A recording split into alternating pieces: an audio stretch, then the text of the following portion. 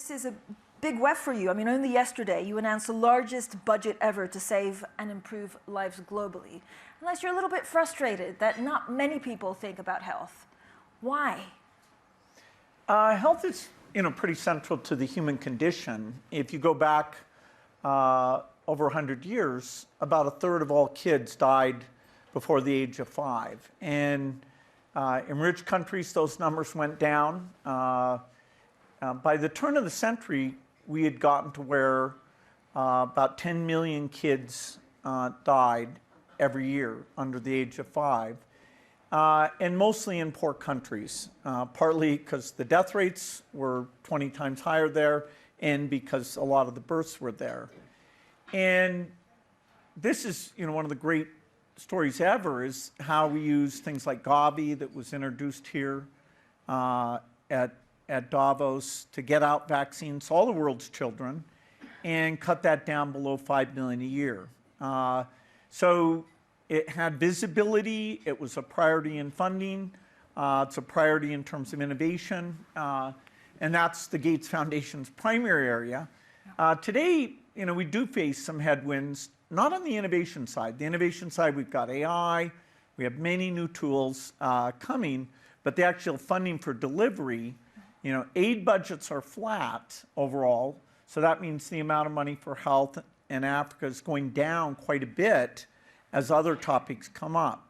You'd hope that as people say, hey, here's new money for climate or some other cause, that they'd maintain their commitment to the high impact interventions.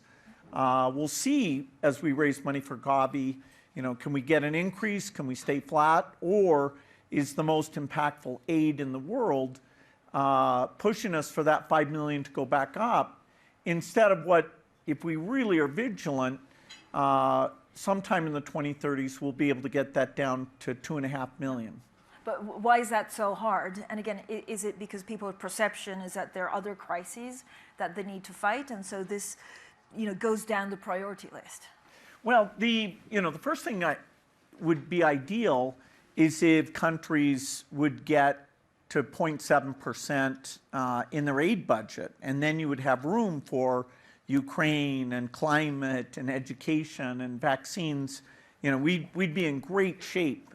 People were at that 0.7%.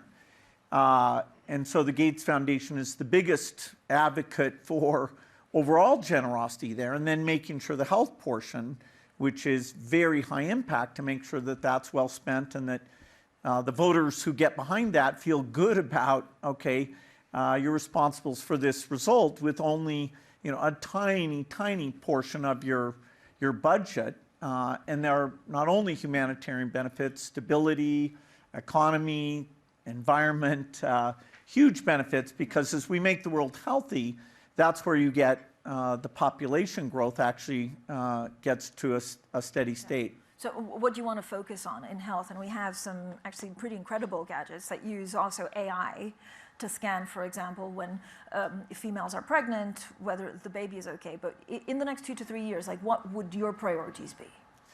Well, I've been amazed at the speed of innovation, and that's even before now we'll use AI tools to design new vaccines and get at the very toughest problems, like getting a great HIV vaccine. This is a device that'll cost $1,000 or less, and we connect it to AI software, and so the cost per delivery is less than $1, where you scan and you see, is there anything about the cord or the amniotic sac that woman is likely going to need a C-section. And so we funded looking at tens of thousands of pregnancies and showed the AI here, this one came out normal, this one came out abnormal. And so it's even better than the best human at doing that prediction. And so, even in rural Africa, you connect this to a cell phone, you do the scan, tells you what you need to know, and that would cut maternal deaths in half if we made it broadly available. And so what's the challenge in making, and I've seen pictures, I mean, it's incredible. You can really hook it up to an iPad, and you can kind of see, even when there's a nurse in a village of 10 females. What's the challenge in getting that to the right place at scale? Well, we had to spend hundreds of millions of dollars to invent this, and now it's going through the regulatory process, and that's also very expensive. Sadly, there's no natural market for this. You know, the people who benefit from it have very little money, so the normal market mechanism of, is this a priority for the innovation agenda, without governments being generous in philanthropy, it just never happens. But it's coming together. I was in Kenya seeing the work, and you know, we'll get it out there. We have partnerships with lots of the ultrasound companies, including Philips, who, if we fund it, they work with us very well. And this is an HPV single dose. So you basically have a backpack of goodies that saves lives. Yeah, there's a ton of this stuff. And here with HPV, we did something pretty amazing. We brought the cost of the vaccine down by bringing a lot of manufacturers in, people like Serum, some Chinese manufacturers. But we also did something that was very expensive and risky, is we went out and really studied women who'd only gotten one dose of the vaccine and showed that they were as protected as well as people who'd had 2 or 3 doses.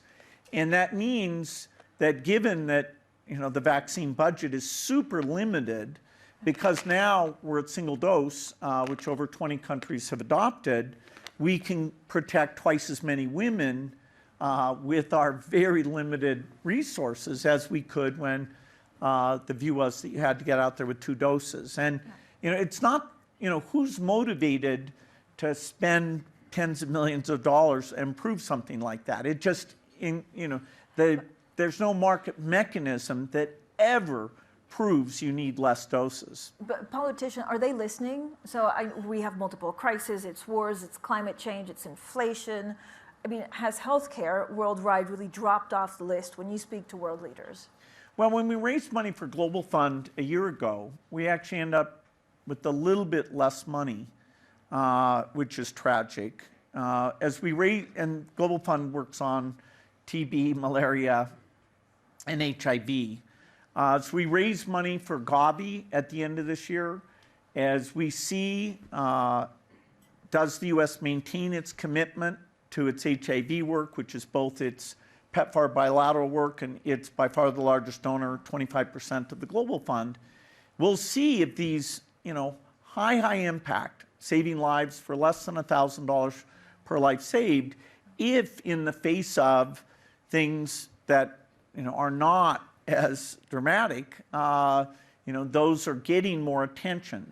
You know, if we had held a meeting on global health, I don't think we'd get 70,000 people to come. You know, we'd work hard to get 700 people to come. And yet, if you want people to be dealing with climate change, making sure a kid has good nutrition is by far more impactful, because then even if there's a little bit more malaria or a little bit more heat, that's what makes them incredibly resilient. And yet, that nutrition research and investments, they're not counted in this quota of, okay, let's shift the money. And global health is a little bit off the radar screen right now. So you've really made healthcare your life's work.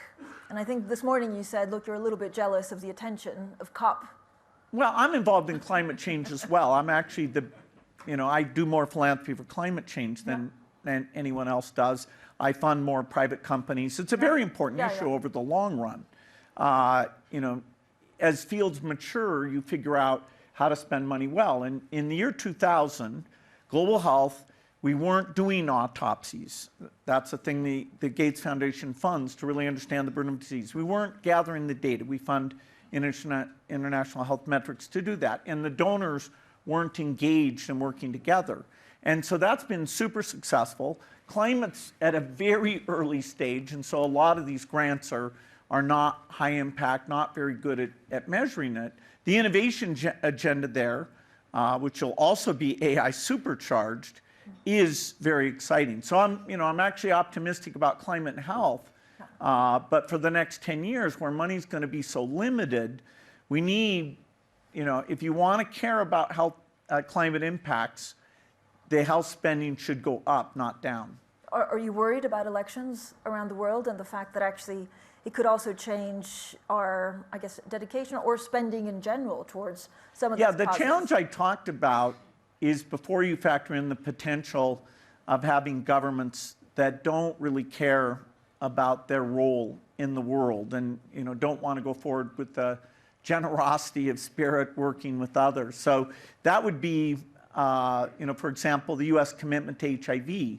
If that goes away, that's tens of millions of deaths. So that's really big. I mean, that's way more than all the wars put together. Can the private companies step in to try and fill a potential void? They basically no. Companies can help. They can help with the visibility. They can help with the innovation. They can. There's a lot they can do, but the $130 billion of aid money that's given, we're not going to get the private sector, even philanthropy, to make up any shortfalls there. It's just the numbers don't work. Malaria, I mean, this is also a huge topic that needs to be addressed. Well, malaria is, when we first got started, of those 10 million deaths, 1 million of them were malaria deaths. That's down to 500,000. And we have incredible tools. We work, for example, with the chemical companies on bed nets. We fund the trials. We have a next generation of bed nets that deals with the resistance. We have some very incredible tools that will take 5 years to deploy that called Gene Drive that are for decimating mosquito populations and used in combination with prophylaxis and treatment. We have a chance of reducing the malaria map and eventually getting to full eradication. That's probably a 20-year thing. The lifetime of our foundation is right about that. So, we're working on polio's our big eradication right now, along with some of the neglected diseases like guinea worm.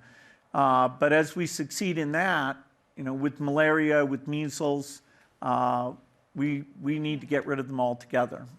Is the U.S., and of course it's a big election year, if Donald Trump comes into the White House, but even under a Biden second administration, what does that mean for all of these?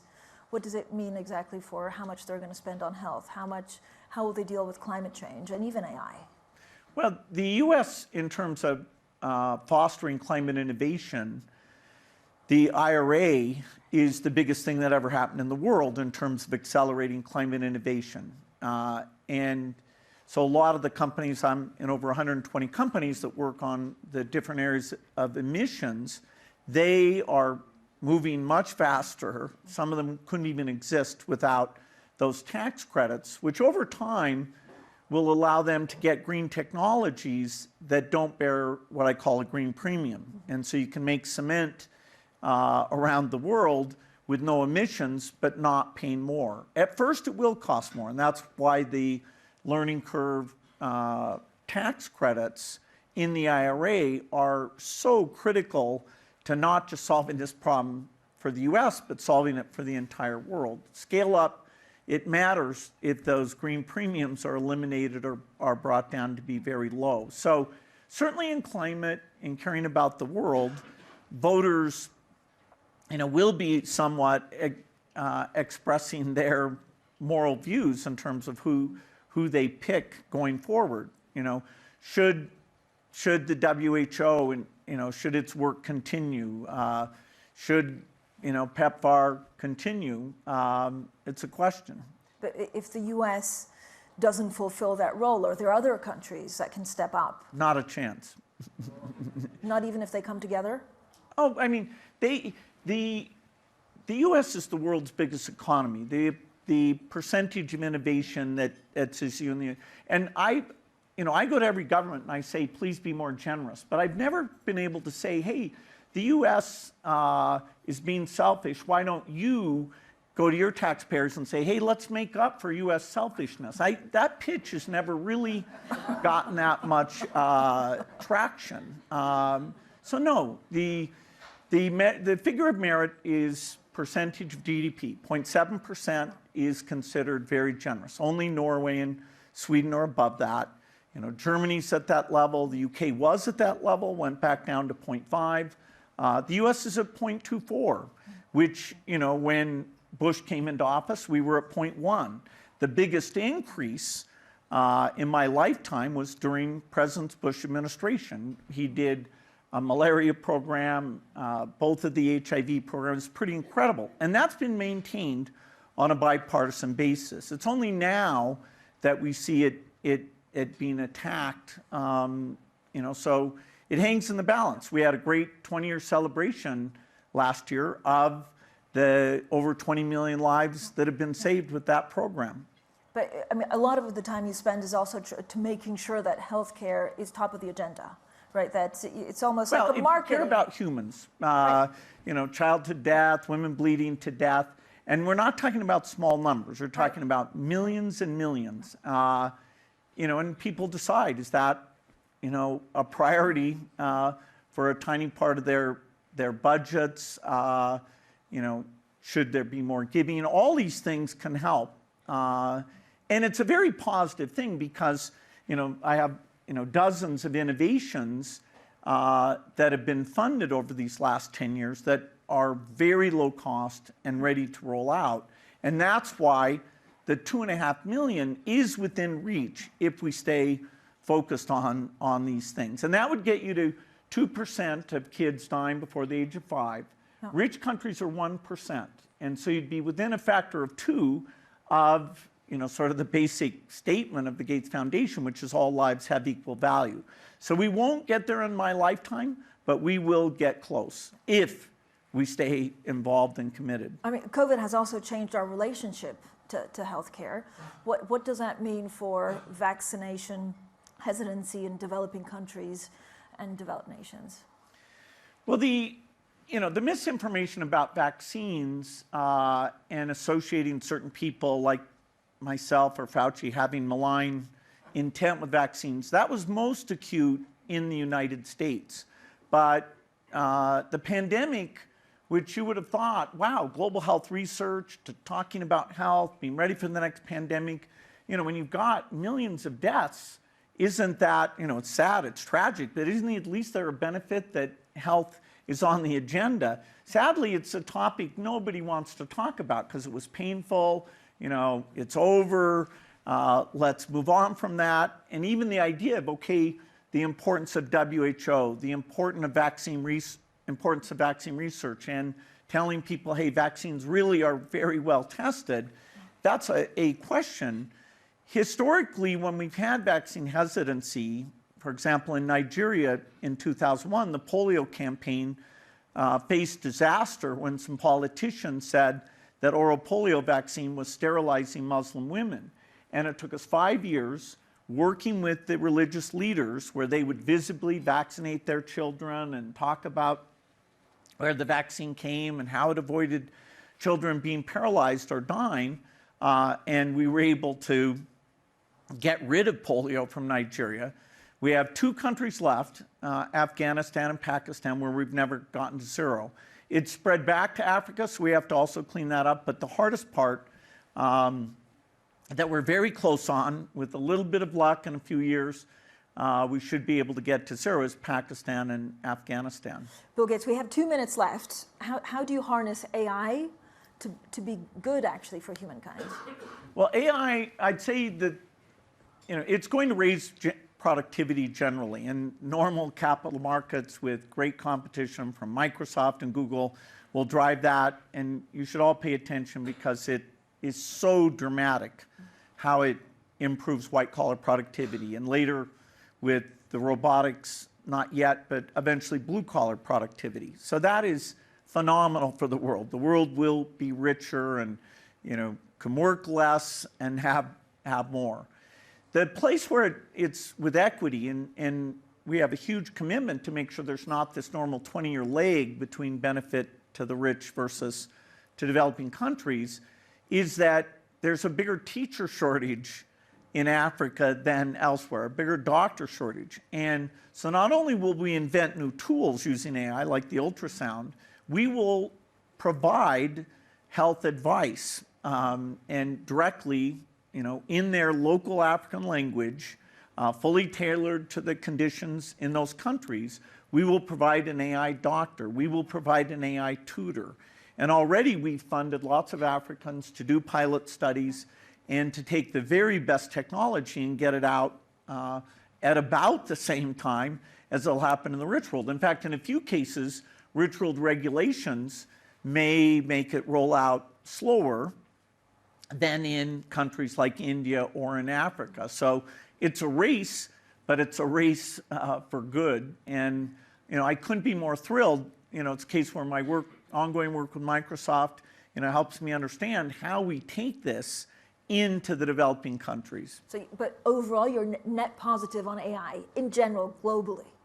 AI for everything. AI is a brilliant tool for people to be more productive. Now, it means the bad guys will be more productive, so they can do more cyber attacks, so they can design weapons. You always, the internet, the microprocessor, all these things helped everybody be more efficient, including the bad guys. And so you've got to make sure the best AI for cyber defense or measures to defend against bioterrorism are in the hand of the good guys. And it's a challenge, but people sometimes lose sight of the fact that this is the biggest productivity advance in our lifetimes.